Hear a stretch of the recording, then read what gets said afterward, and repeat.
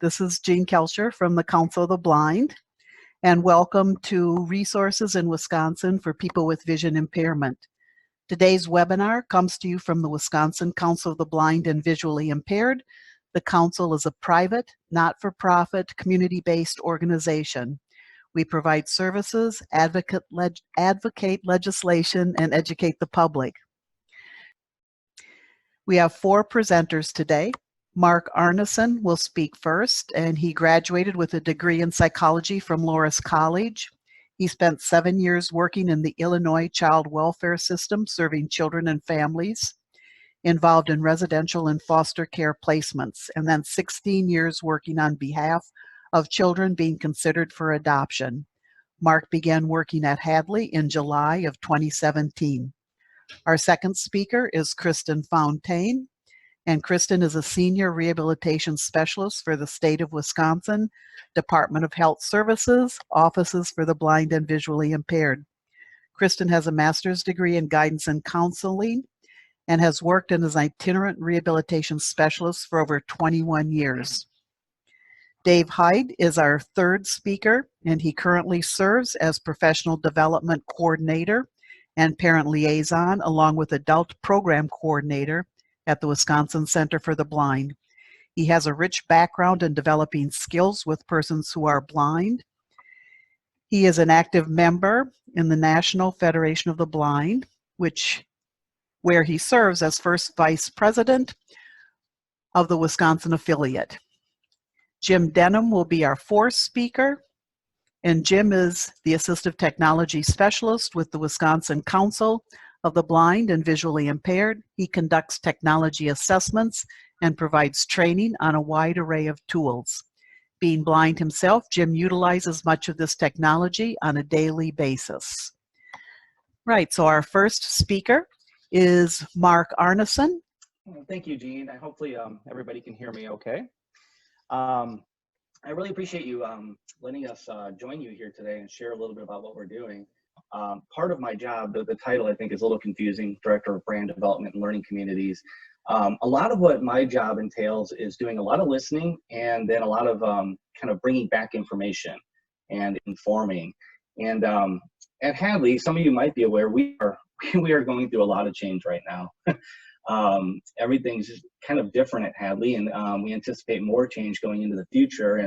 And part of it has been really inspired by our students, and both former and current students. We've been doing a lot of listening at Hadley lately, and we've surveyed thousands of our students, both current and past students. We've been meeting with all kinds of different local low vision groups and hearing from them and talking to them, and then we've been doing some individual interviewing and some group interviewing as well, and we're getting a lot of just a wonderful, amazing feedback from our students, and that's inspired some of the decisions that we've been making going forward. There's a clear message that I think is being sent about the direction that a lot of our students are hoping Hadley is moving in, and that's kind of what I wanted to share about today, was some of the changes we've made based on the feedback, and then some of the things that we're anticipating in the future. One of the first things that we've heard pretty clearly from a lot of our students is their desire and their need for community. Visiting some of the low vision support groups and just being a part of those groups has been really helpful for me in seeing what an amazing asset they are and what an amazing resource they are for many people. Unfortunately, it's not realistic for a lot of our students who are in areas that it's just not easy to get to, or they don't have a vibrant group or something of that nature. And so they're looking to us to really help build a community that they can be a part of, a support system that they can be a part of with their peers. And so it's one of the things, the challenges that we've kind of tried to take hold of and take on. The other thing that they're really wanting to is more interaction and connection with Hadley staff. They clearly said that they appreciate, and one of the benefits they feel Hadley offers is the connection with their instructors, the relationship that they have with the staff at Hadley, and they really want more of that. And in general, I think that they've told us that they really want more connection with professional staff and experts in the field of blindness in general. The other thing they're looking for is practical help with daily living. A lot of the people that we've been talking to, some of them are new to vision loss, and are just experiencing some of the challenges that come with that with day-to-day living. And they've shared with us that they really need some help with just practical day-to-day things, safety in the home, maintaining some of their independence, and what are ways that they can more easily do that. And then lastly, information on technology. Technology seems to come up over and over again. And a lot of our students give us some feedback that they're really wanting help with what's the latest and greatest out there and how do they access it and how do they use it. So this is our Hadley site, and this hopefully is familiar for those of you who have been here before. But as I mentioned, one of the things that our students were really hoping for was a community with their peers. And our response to that, one of the things that we've been doing new at Hadley is we've developed something we're calling discussion groups. And really what this is an opportunity to connect with others and talk about something that you're passionate about. What's something that interests you on a personal level? What's something that you want more information about? And this gives you an opportunity to talk to more people about that. We started with, obviously technology being something that's very important. We've gotten that feedback. And so we have a group called Tech It Out. And again, it's just learning tips and tricks of everyday technology. Ricky Enger she leads this group for us. And each month she'll talk about a different topic and then just have people join us online or over the phone to share their thoughts and experiences with it. Hadley Growers, Ed Haynes, he's an avid gardener, and he has this group once a month for anybody that's interested in gardening and can jump on and talk about the challenges that that gardening can have when you're dealing with vision impairments. And so each of them are specific to dealing with visual impairments, but they're topics that people might be passionate about. We have a writer circle, and again, this is just anybody that's interested in writing, whether it's poetry, short stories, whatever it might be, a chance to just share your thoughts, share your stories, share your poetry, and talk to others who are doing the same. And then we have a Spanish group as well. So if you speak Spanish or you've ever wanted to learn Spanish, this is a chance for you to talk to others who are like-minded. And so we are continuing to add more, and we're getting feedback from again, some of our students about what they would like to see as far as our discussion groups. We'll have a Braille one, a Braille chat group that we'll be doing relatively soon, and we hope to do a cooking one as well for those that enjoy cooking. But the cool thing about this is you can tune into each particular discussion group, and you'll see it has a little bit about the upcoming date, and then what we're going to be covering. And so this is going to be Accessible Games is the next one on March 26th. And we're talking about tactile games, smartphone games, all kinds of, what are you guys playing right now? What are some of the things that you're enjoying? How are you doing that? And so it's just an opportunity to share some of those thoughts and ideas. And it's all done through Zoom, similar to this meeting, where you can either join us online or you can use your phone to call in as well. In addition to listing the upcoming events, what we'll do is we'll list all the ones that we've had in the past as well. And so past discussions are all listed on this same page, where you can just scroll down and you can see some of the different discussions that we've had in the past. Restaurant and home delivery services, using digital assistants. And you can listen to, again, right up directly from that page. You can click through and you can see all the transcripts of each discussion group as well, in addition to any resources that we discussed during the group. I'll show you that, through what we call our show notes. And so if you click here, we'll discuss any kind of resources that we've had, that we've talked about during the group, and it'll give you links to connect to be able to follow those and learn more about those. And so through these discussion groups, it's really our hope that people can find a way to connect with each other, again, on something that they're really passionate about.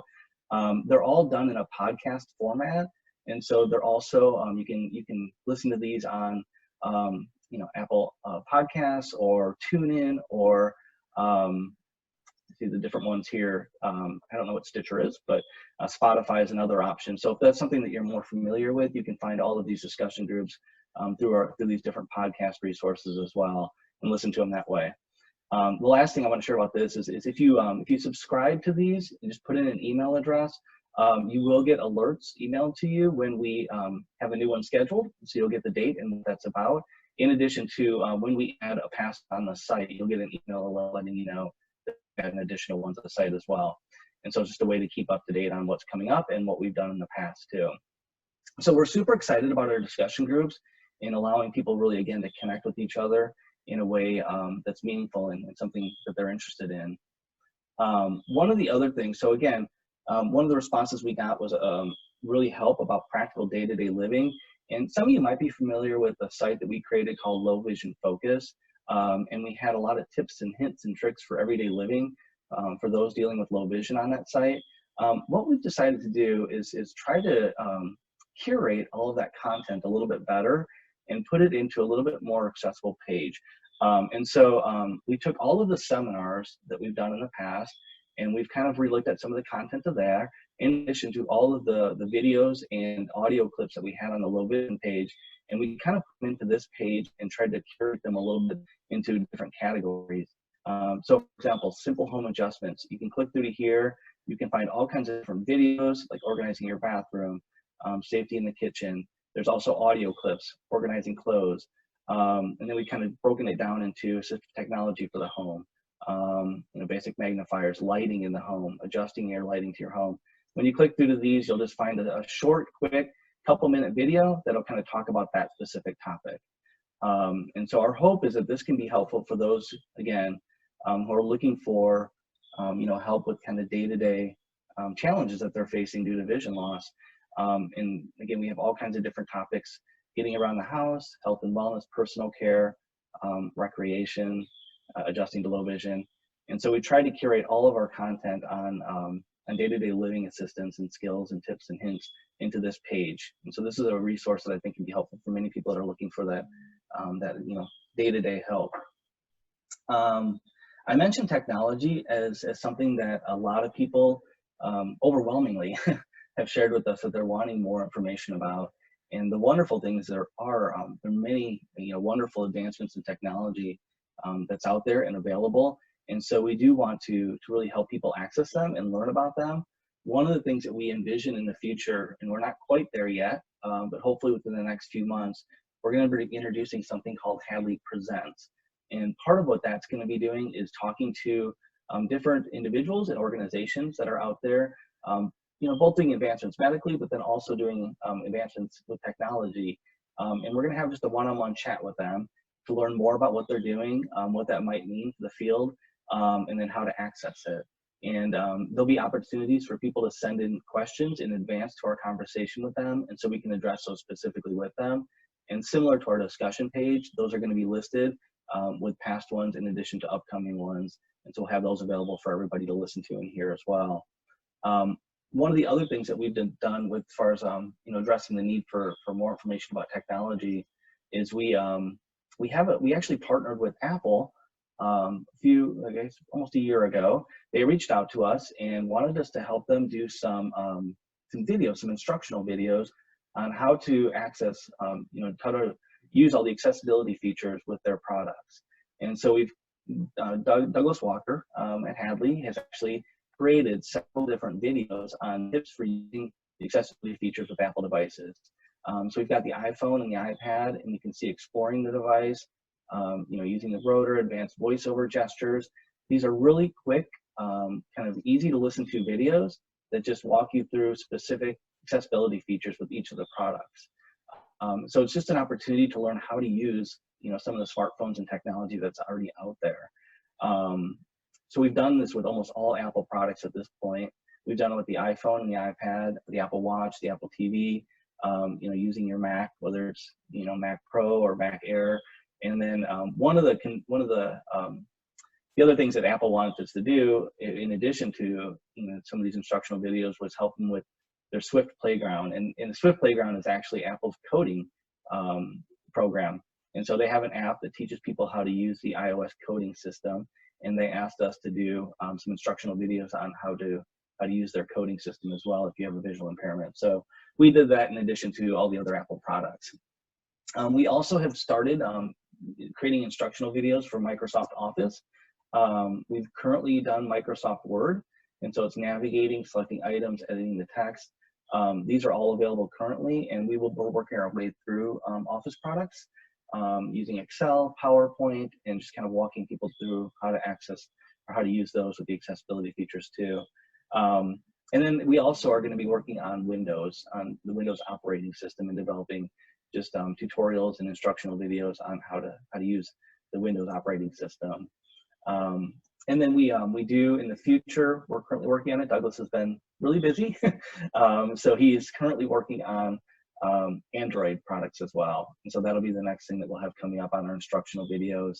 in addition to all the Apple products, we want to make sure that we have videos instructing people on Android products too.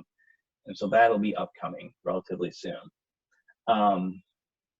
What else? So we've talked about our community, our instructional videos, and our practical help.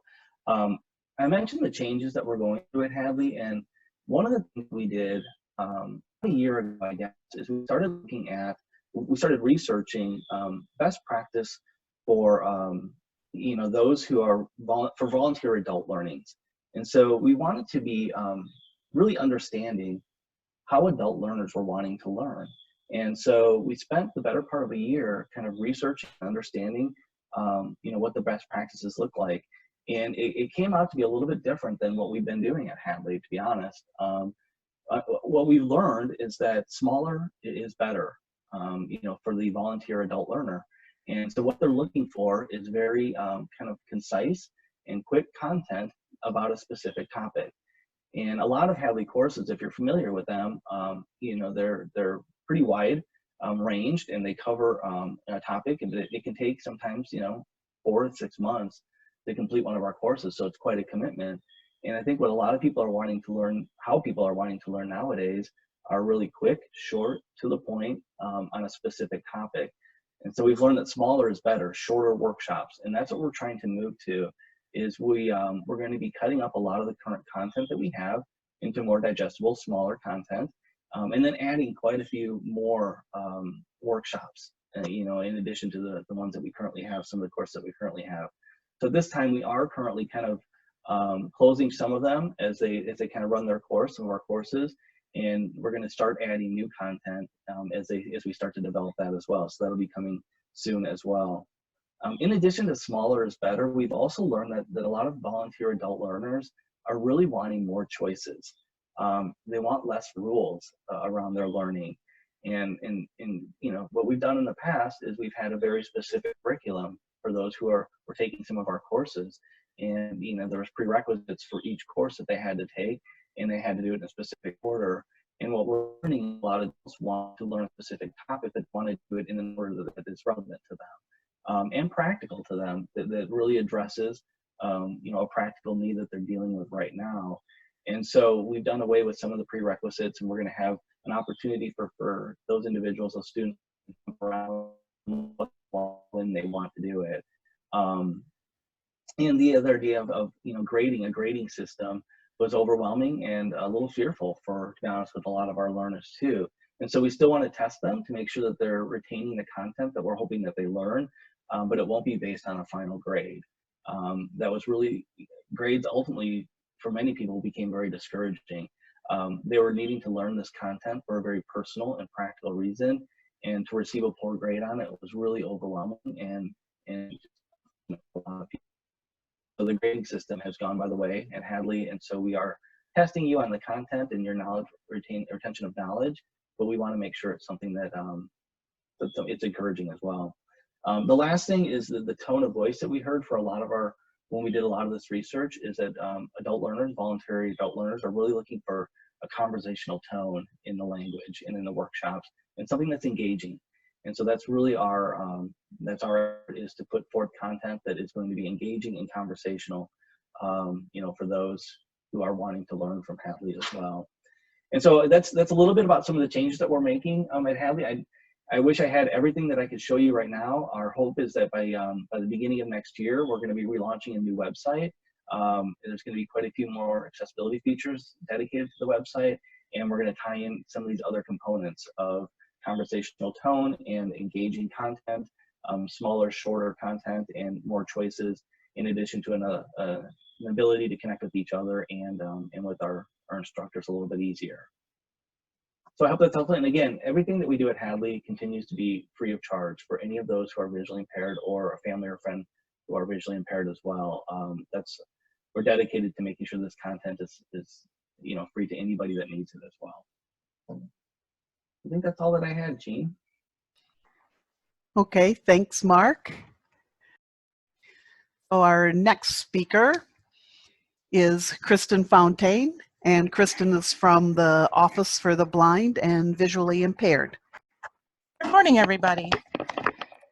So you know that picture is actually, I put that up there because that is one of our campers for our fall program who was very excited to reconnect with her granddaughter at the end of our fall program at Lions Camp. So I represent the Office for the Blind and Visually Impaired for the state of Wisconsin. For those of you who don't know about our regular services, we do cover all 72 counties. We have professional staff that visit people in their homes, and that could be anybody who has low vision to somebody who's totally blind, as long as they have had vision loss or a change in their vision that has affected what they do on a daily basis. We can also run group trainings and give presentations. Anybody can contact the State of Wisconsin Department of Health Services for our services. That could be if you have a neighbor or relative, somebody you're concerned about at work. If you are a caregiver for another agency, you can contact our agency and one of our 10 professional staff would connect with that person and see what kinds of things they might be able to help the person with so that they can adjust to vision loss in their homes. We would do a complete assessment with each person.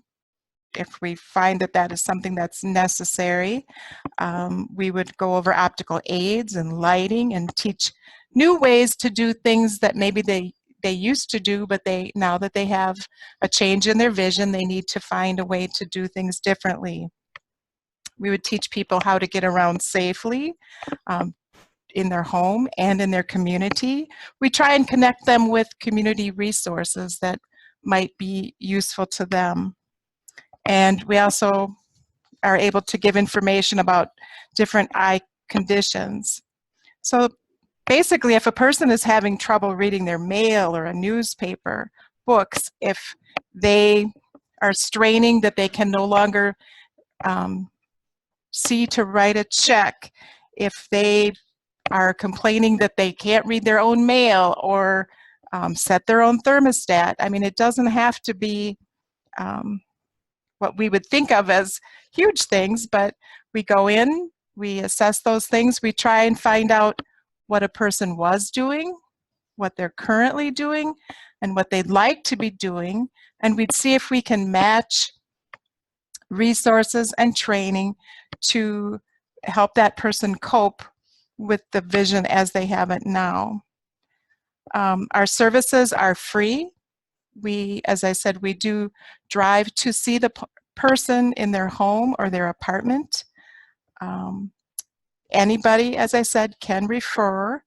Our phone number, we do have a toll-free line because we're often out seeing people and not sitting at our desk, and each of us is an office of one, and we might have 4 counties or up to 8 counties assigned to us.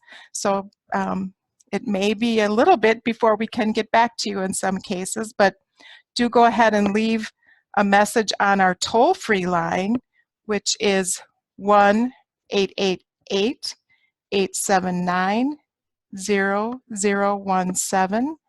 And again, that's 1-888-879-0017. So that is kind of the basics of our regular itinerant program. Like I said, we try and match the person's needs to what our resources that might be out there. We do get federal funding and state funding to help people purchase those things that we've determined could help them. That could be anything from high contrast measuring cups to signature guides to things to help them. Maybe they need a high contrast keyboard or something to help them label things within their home. So we do have funding that helps people purchase things, including magnification and lighting. And that is helpful for a lot of people. It's like, oh, I didn't know this resource was out there. So until you need it, some people don't know that our services exist. 7 years ago, we started a program that we're pretty proud of, and that is in conjunction with Lions Camp in Rosholt.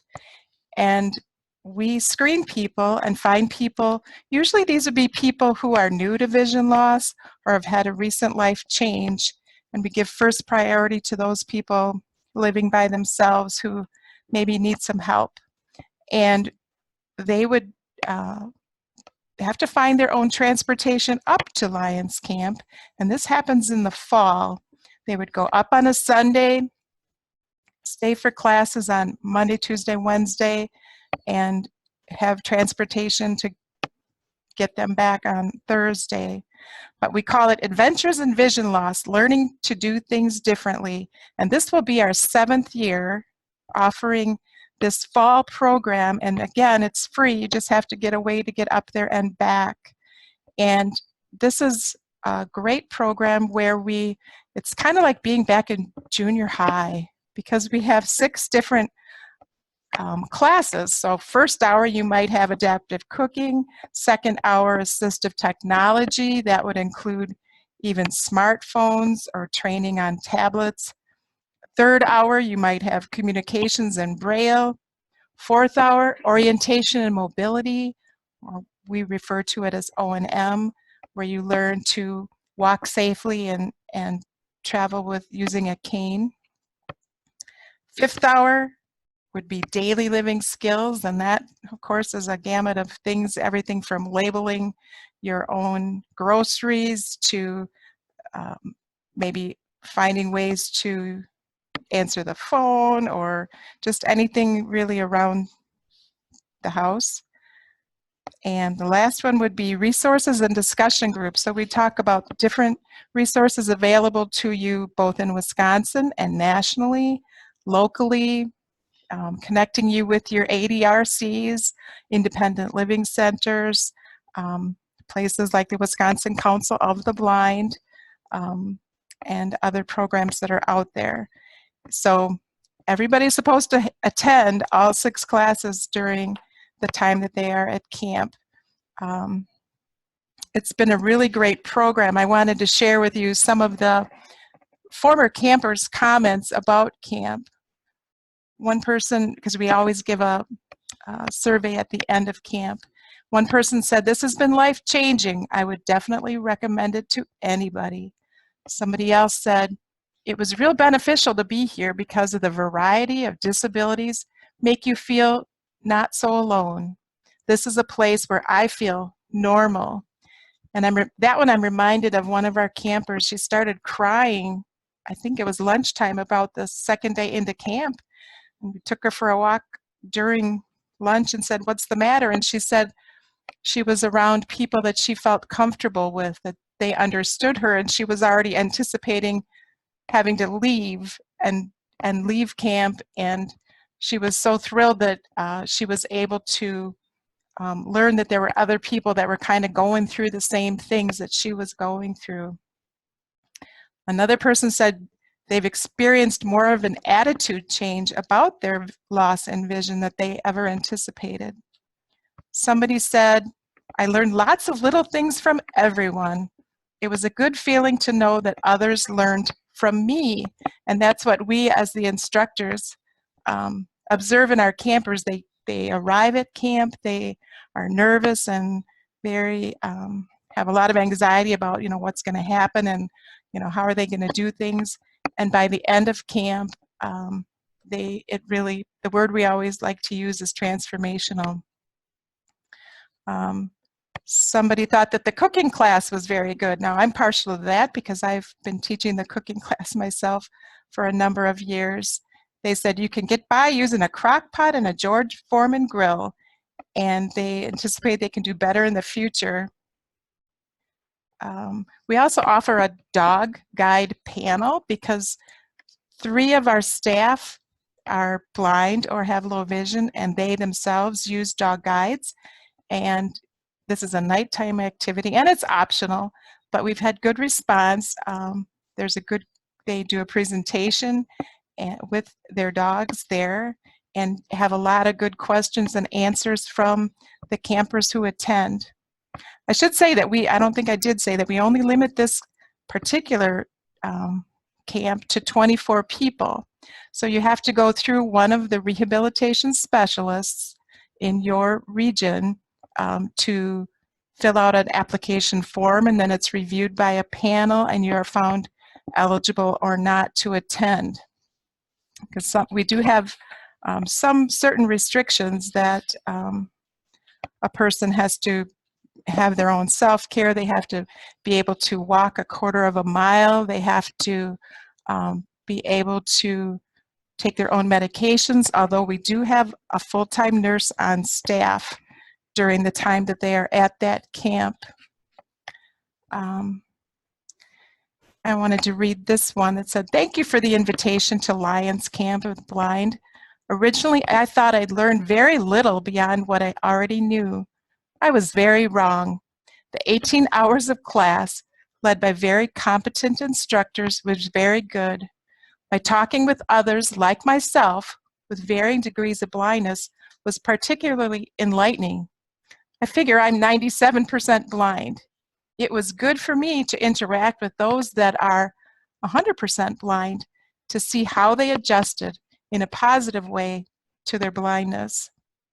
And then that was from the camper, and his adult daughter sent us a note that said, "My dad returned home from that 4-day camp with an entirely different outlook on his situation and more confidence in returning to the activities he loves, like cooking and gardening." And I wanted to say that what's really cool is this is obviously they're not up there long enough for us to teach them extended things, but by going home, then think about it, they can go on Hadley's website and learn more about cooking and gardening. And so those are things that it's introductory, and we give them just a taste of things, but once they're home and back in their regions, we can introduce them to some other services like Hadley and the council and things that are available to them. The other and last program that we sponsor is kind of an offshoot of this collaborative effort with Lions Camp, is that the campers each year go up to Lions Camp. Usually the adult blind is that first week in June. And that is just a recreational and a fun camp. But we thought, we have this target audience of people that are gathered. We could offer some alternatives to climbing a rock wall or swimming or mud. They've got a mud pit, those sorts of things. So we do offer what we call mini courses, and they fill up quite quickly because obviously we have to limit the amount of time that we can have with those students. So we're just there for 3 days, and space is also an issue to have a place that we can conduct our classes. So for example, this year, campers who are at the Lions Adult Summer Camp can sign up to take mini courses from our staff, the state of Wisconsin rehabilitation staff. One is on air fryer, another is on the Amazon Echo, another is Introduction to Braille, one is called Taking Care of You, so that's like personal care. Another is a deep dive into the Victor Trek, which is a GPS unit, and the last is using audio labelers. So those are things, and of course that's part of the Lions Camp program, so again, it's completely free. We usually sponsor a speaker. One year we had a self-defense person who was totally blind and taught the campers some basic self-defense moves. I think one year we had a massage therapist, and this year we think we might be inviting Hadley to come and speak. So that will kind of tie in together. So I think that's all I have. Thanks. Thank you, Kristin. Our next speaker is Dave Hyde, and Dave is with the Wisconsin Center for the Blind and Visually Impaired. So I'll turn it over to Dave. Thank you, Jean, and good morning, everyone. I am, I think, a very lucky guy. I get to do things that I enjoy doing. And that means that I get to work with children, I get to work with families, I get to work with adults. People here say if they're not sure of whose desk something should land on, it ends up on mine. Which means that I get to use a lot of the skills that I've gotten to learn over the years and to work with a lot of great people.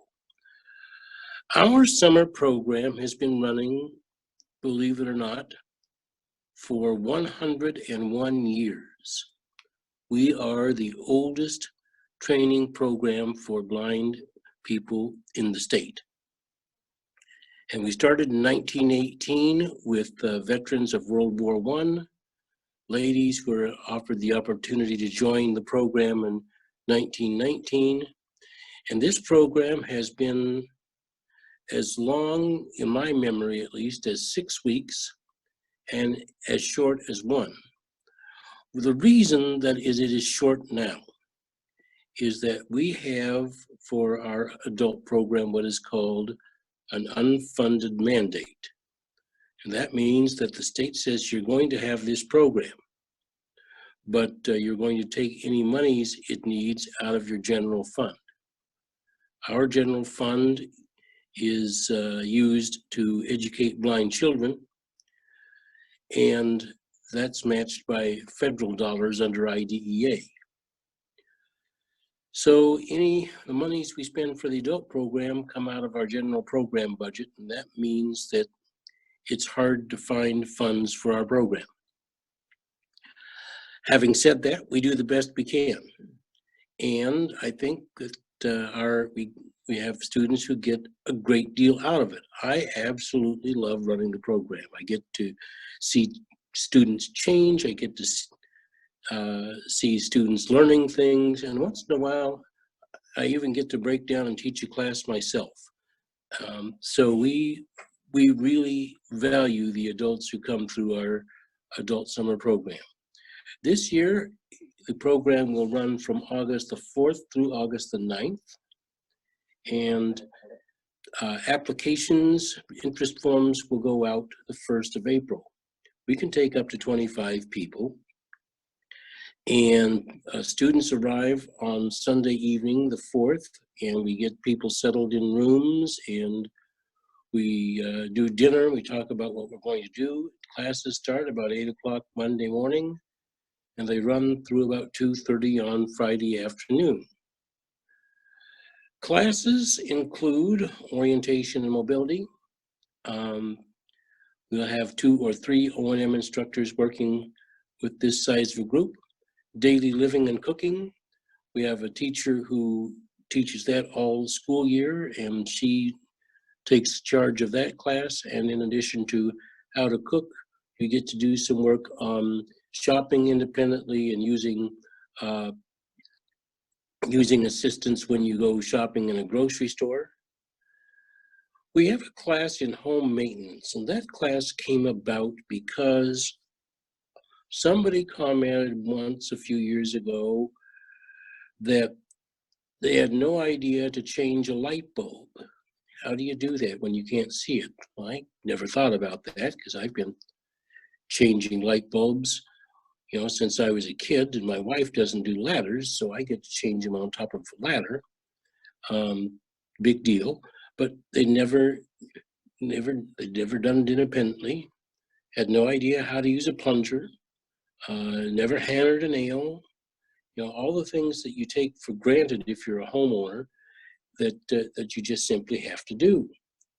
So we have a class in home maintenance, and that we start out with those ideas, but the gentleman we have teaching the class is willing to go pretty much any direction students want to go. I remember one year I came in and he was teaching people how to take a vacuum apart and put it together. That used to be a pretty simple thing until vacuums got so complicated. We do classes in Braille and communication. Our Braille instructor has been doing this for many years. She used to come to the adult program many years ago. And in addition to the Braille, we take some of that time to deal with communications and using of magnification devices and magnification screens and things like that. So not everybody has to take Braille, but it's there if people want it. We do a class in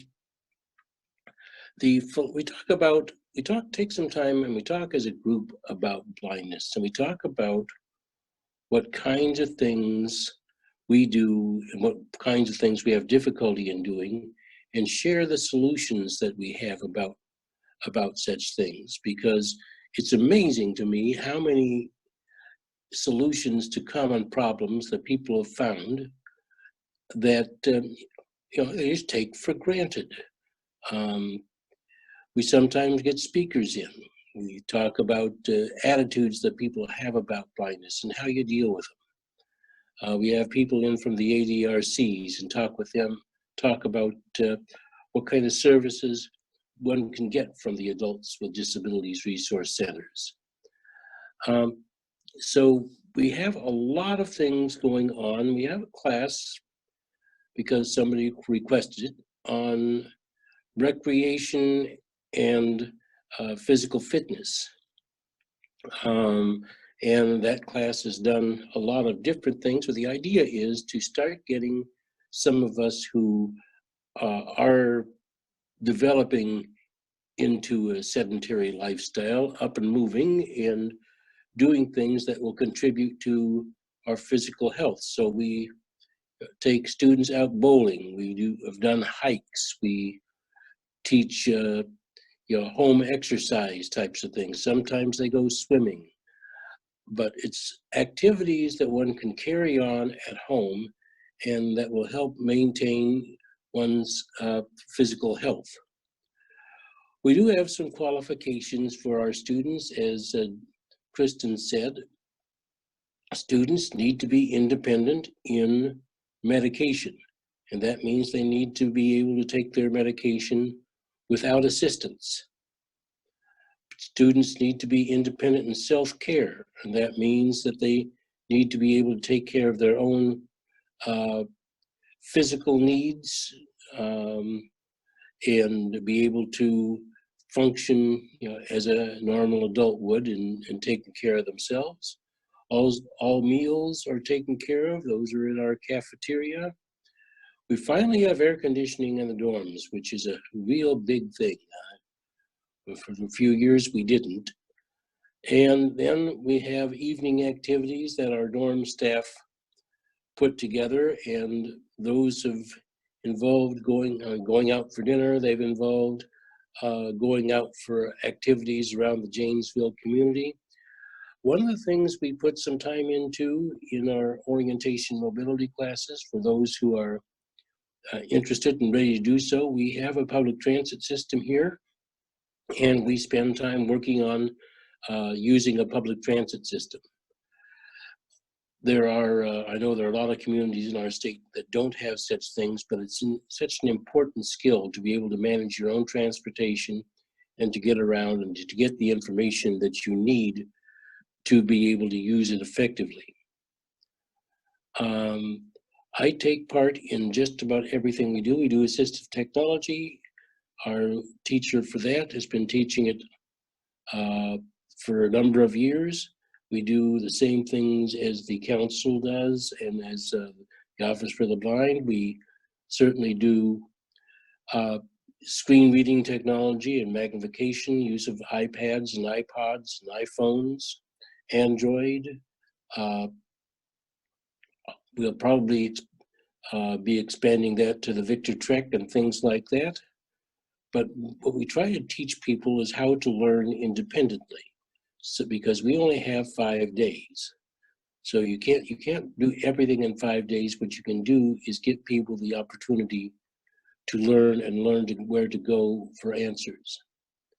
On Friday afternoons, because people are starting to go away, we generally put together a technology fair for the late morning, early afternoon, and invite vendors of technology and people with information to come and talk with our students and show them what else is out there, and hopefully give them some opportunity to ask the questions that we haven't been able to cover in class.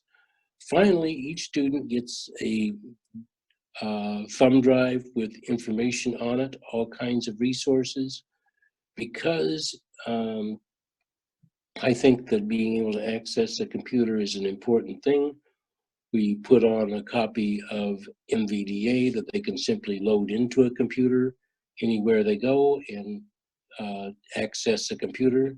They get demos of JAWS and other free demo programs, some magnification demos that they can use and decide whether they are worth purchasing.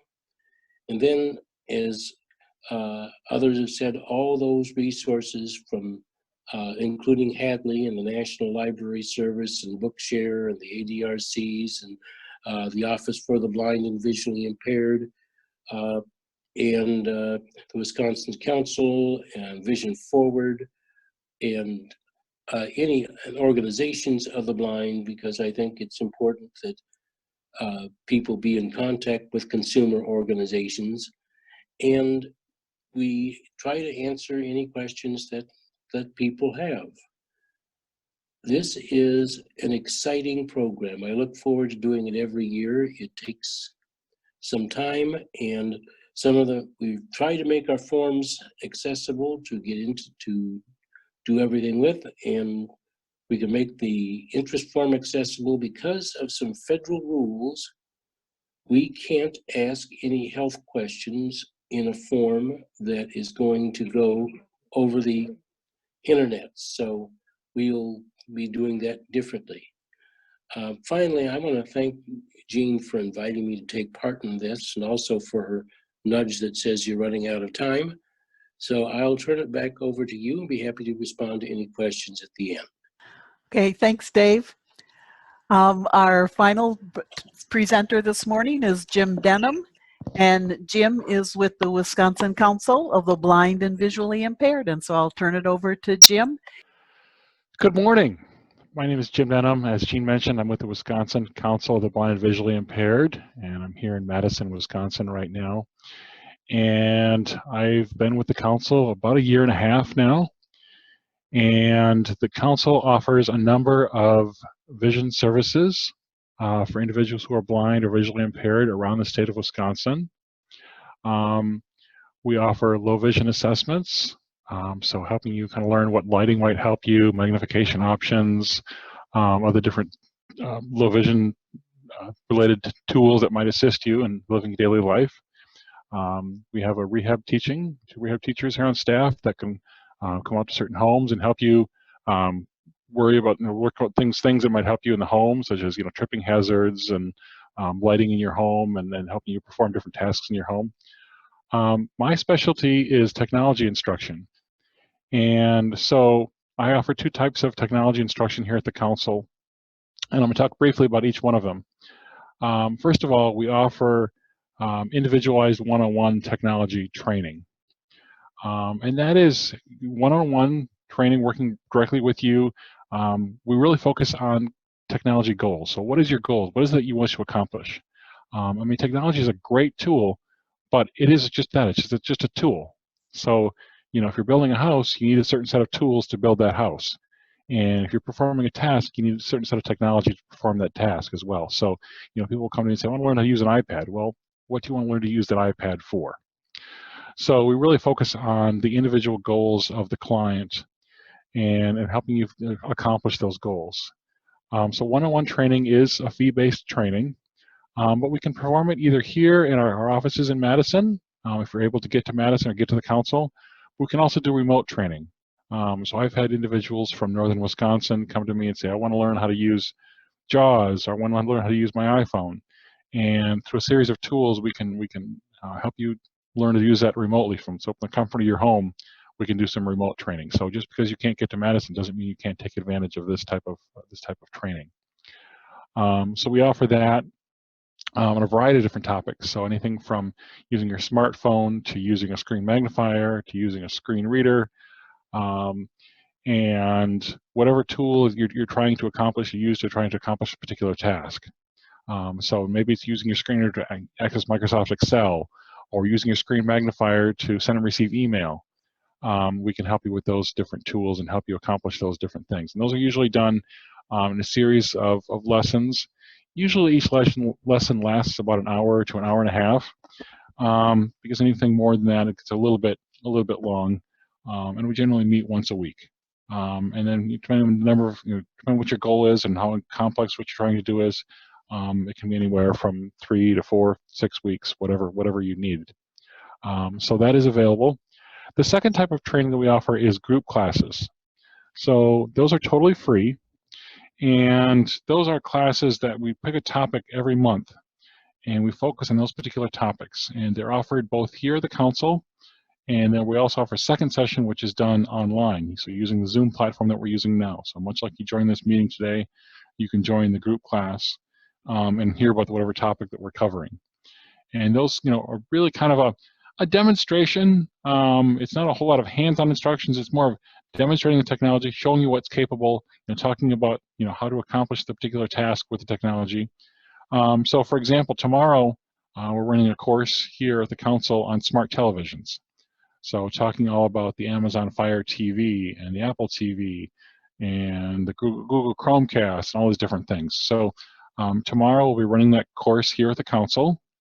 And then next Tuesday, we'll be running that course online. So the only thing we ask for these particular courses is that you RSVP ahead of time. So we want to know who if you're planning on attending, you can give us a call here at the council and say, I've heard about this, I'm interested in attending. So you might say, well, how do I learn about these things? How do I know what topics are coming up? We have a series of newsletters, a series of email newsletters that go out from the council every month. And you can sign up for those email newsletters. And those, with the first Monday of every month, we have a calendar of events that's happening for that month, and sometimes some additional months that are happening. So you can sign up on those to receive one newsletter, and you receive the announcements of these topics. So as I mentioned, in March, we're doing smart televisions.